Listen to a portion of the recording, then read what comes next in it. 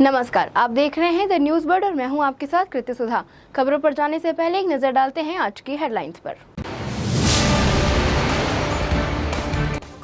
JNU pensioners ने बकाया pension की मांग को लेकर मुंडवाए सिर। हेड ऑफिस का मुख्य प्रवेश द्वार बंद कर लगाया ताला।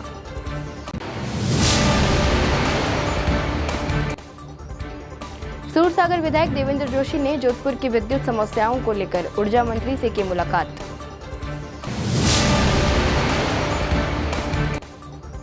पैसों के लेन देन के विवाद को लेकर जोधपुर में युवक पर लाठी और तलवार से हमला। और अब खबरें विस्तार से। जय नारायण विश्वविद्यालय के पेंशन धारकों का धरना आज सोमवार को भी जारी रहा। वह बकाया पेंशन की मांग को लेकर यहां करीब 2 सप्ताह से धरने पर बैठे हैं। इधर अब तक उनकी मांगों को लेकर सुनवाई नहीं होने पर आज पेंशनर्स ने विरोध स्वरूप अपना सिर का मुंडन करवाना शुरू कर दिया है। पहले दिन आज कुछ पेंशनर्स ने अपना मुंडन करवाने के बाद कहा कि विश्वविद्यालय प्रशासन उनकी मांगों को लेकर सुनवाई नहीं कर रहा है। जेएनयू के सेवानिवृत्त पेंशनर्स को लंबे समय से पेंशन का भुगतान नहीं हो रहा है, जिसके विरोध में सोमवार को 16वें दिन भी धरना जारी रहा। पेंशनर्स ने कुलपति कार्यालय के समक्ष अपना आक्रोश प्रकट किया। जय नारायण विश्वविद्यालय पेंशनर सोसाइटी के अध्यक्ष प्रोफेसर रामनिवास शर्मा व सचिव डॉक्टर लोकेंद्र सिंह शक्तावत और पेंशनर संघर्ष समिति संयोजक अशोक व्यास ने बताया कि जय नारायण व्यास विश्वविद्यालय में लंबे समय से पेंशनर्स का भुगतान नहीं होने से आक्रोशित वरिष्ठ नागरिक पेंशनर्स जेएनयू परिसर में धरना दे रहे हैं। प्रोफेसर रामनिवास शर्मा ने राज्यपाल से जोधपुर में ही कार्यरत कुलपति की नियुक्ति की मांग की। पेंशनर्स ने संघर्ष समिति के संयोजक अशोक व्यास ने कहा कि समय पर पेंशन न मिलने से पेंशनर्स मानसिक और आर्थिक संकट झेल रहे हैं। पेंशनर्स को लंबे समय से पेंशन न मिलने के कारण अब उनका धैर्य जवाब देने लगा है। कर्मचारियों का इन्होंने अपने बाल धोकर ये रोज कर रहे हैं कि विश्वविद्यालय प्रशासन आज मर चुका है। वो मरने के बाद पहला जो करिए वो होता है बाल देना।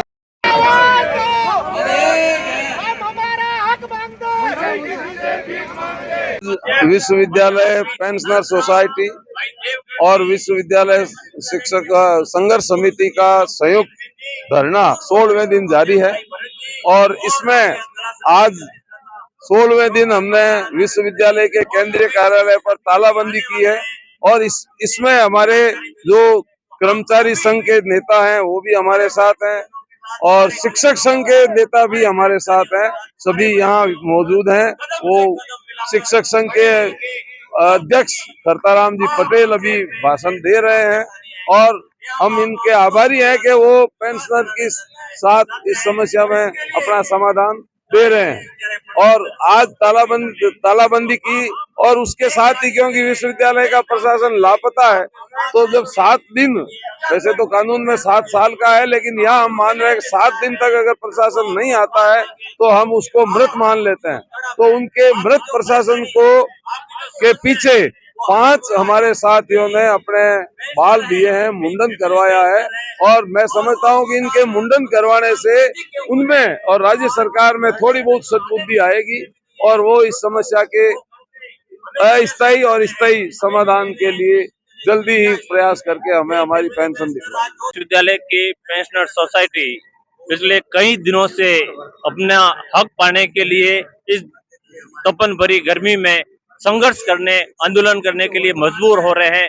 उसके बावजूद भी विश्वविद्यालय का जो प्रशासन है इस पर सुनवाई नहीं कर रहा है। सुनवाई करना तो बहुत दूर की बात है, वो उनको मिलने भी नहीं आ रहा है, अपनी स्थिति बताने को भी वो तैयार नहीं है। हमारे कुलपति जी है वो 1 महीने के बाद यहाँ आए और केवल 1.5 दिन में यहाँ से वापस चले गए, केवल और केवल आश्वासन देकर चले गए। उन्होंने कोई ठोस कार्रवाई नहीं की कि हमारे पेंशनर किस तरह की तड़प में हैं, किस तरह से उनकी आर्थिक स्थिति के लिए वो संघर्ष कर रहे हैं।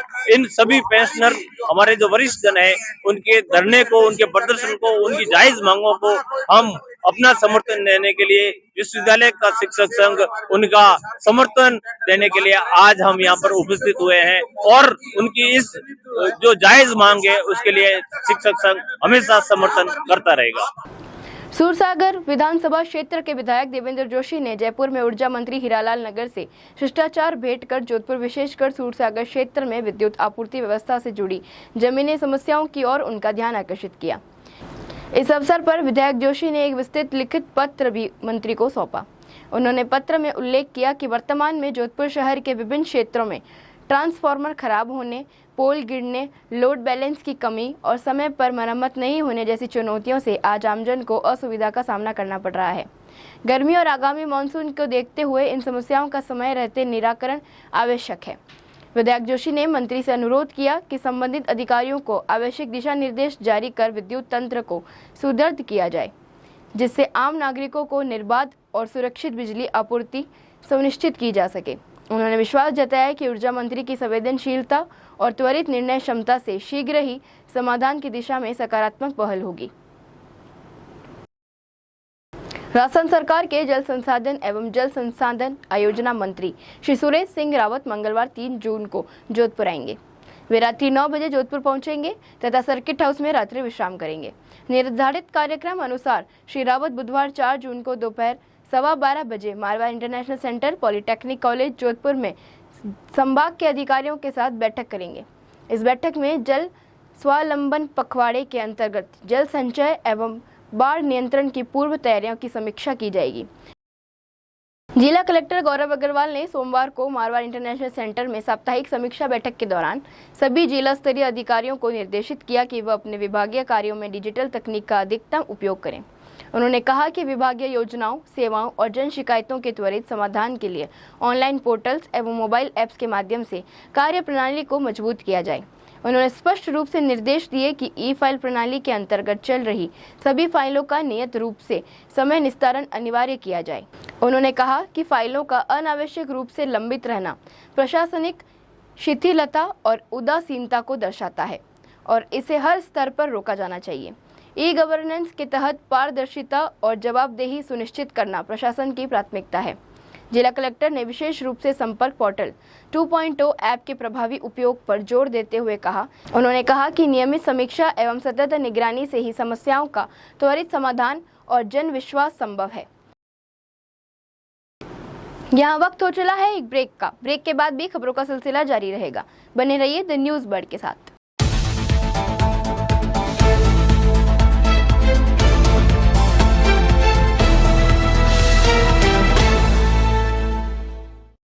ब्रेक के बाद एक बार फिर से आपका स्वागत है।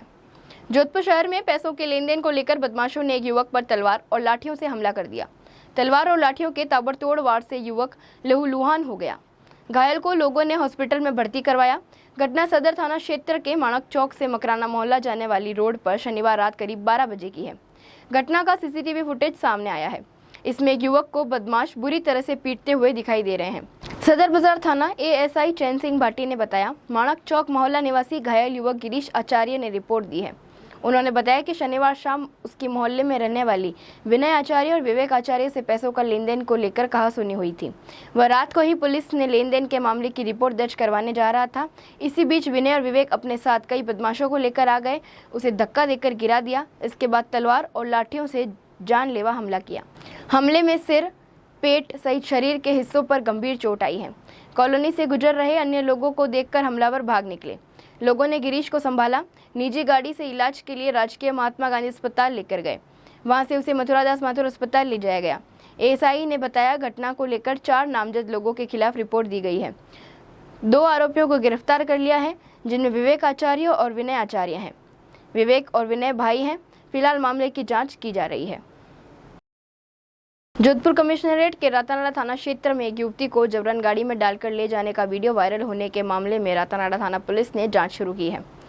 प्रथम दृष्टया सामने आया है कि युवती अपने प्रेमी से मिलने के लिए आई थी और जब युवती के परिजनों को इसकी जानकारी मिली तो वह उसे उठाकर अपने साथ लेकर गए। रातानाडा थाना अधिकारी दिनेश लखावत ने बताया कि सोशल मीडिया पर वायरल हुए एक वीडियो से ही उन्हें भी जानकारी मिली थी। अब तक की जांच में सामने आया है कि लड़की के प्रेमी ने थाने में रिपोर्ट दी कि उसकी प्रेमिका उससे मिलने के लिए उसके घर पर आई हुई थी।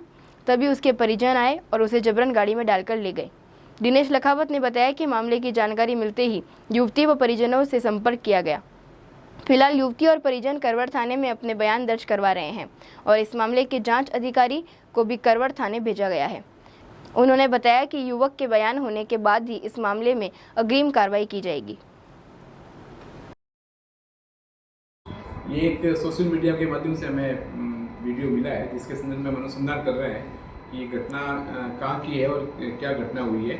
इसके संदर्भ में हम जो लड़की है उसके और उसके परिजनों के भी संपर्क में हैं। लड़की से भी हमारी बात हुई है और उसके परिजनों से भी बात हुई है। वो वर्तमान में अभी करोड़ थाने में अपने स्टेटमेंट नोट करवा रही है लड़की, और हमने भी हमारा अनुसंधान अधिकारी यहाँ से भेजा है।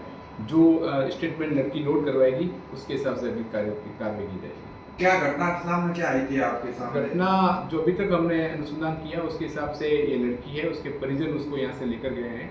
लड़की ऐसा बताया जा रहा है कि अपने प्रेमी से मिलने आई थी, तो जो परिजनों को पता चला तो वो यहाँ से लेकर गए हैं। अब जो आगे जो लड़की जैसे स्टेटमेंट देती है उस हिसाब से हम लोग अगली कार्रवाई करेंगे। लघु उद्योग भारतीय जोधपुर प्रांत कार्यकारिणी की बैठक अखिल भारतीय अध्यक्ष घनश्याम ओझा व जोधपुर प्रांत अध्यक्ष महावीर चोपड़ा की उपस्थिति में भवन सभागार में आयोजित हुई। बैठक में जोधपुर प्रांत अध्यक्ष महावीर चोपड़ा ने कार्यकारिणी सदस्यों का स्वागत करते हुए संगठनात्मक विषयों, सदस्यता, इकाई विस्तार, किए गए कार्यों और उद्योगों के सामने आ रही समस्याओं व किए गए प्रयासों के बारे में विस्तार से जानकारी दी। बैठक में अखिल भारतीय अध्यक्ष घनश्याम ओझा ने संगठनात्मक विषयों व आगामी कार्य योजनाओं पर अपना मार्गदर्शन प्रदान किया और केंद्र सरकार व राज्य सरकार द्वारा उद्योगों के लिए किए जा रहे सकारात्मक प्रयासों के बारे में जानकारी दी। लोक संगीत मार्ड शोध संस्थान तिथि अनुसार 567वां जोधपुर स्थापना दिवस 6 जून को चंद्र इंपीरियल में शाम 7 बजे मनाया जाएगा। संस्थान के सचिव सुमनेश व्यास ने बताया कि इस आयोजन में मीरा भक्ति सरोवर सम्मान समारोह में कुछ प्रस्तुति के पश्चात गुरु गोविंद कल्ला संगीत सेवा श्री सम्मान से संगीत जगत की प्रतिभाओं का सम्मान किया जाएगा। संस्थान द्वारा पिछले 42 वर्षों से विभिन्न क्षेत्रों की प्रतिभाओं का सम्मान किया जाता है। इसी क्रम में इस वर्ष संगीत जगत की प्रतिभाओं का सम्मान किया जाएगा। संस्थान द्वारा इसके लिए चयन समिति का गठन किया गया है।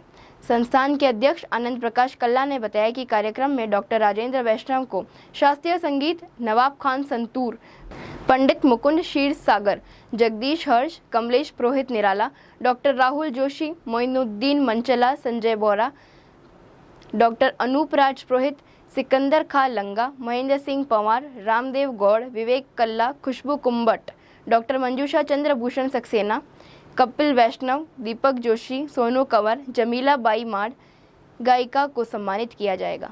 आइए अंत में एक बार फिर से नजर डालते हैं इस वक्त की खास हेडलाइंस पर। जेएनयू पेंशनर्स ने बकाया पेंशन की मांग को लेकर मुंडवाए सिर, हेड ऑफिस का मुख्य प्रवेश द्वार बंद कर लगाया ताला।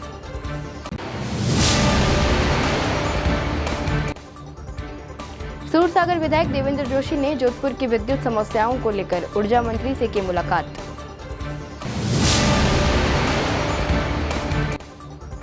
पैसों के लेन देन के विवाद को लेकर जोधपुर में युवक पर लाठी और तलवार से हमला। अभी के लिए फिलहाल इतना ही। राज्य की और बड़ी खबरें जानने के लिए देखते रहिए द न्यूज़ बर्ड। नमस्कार।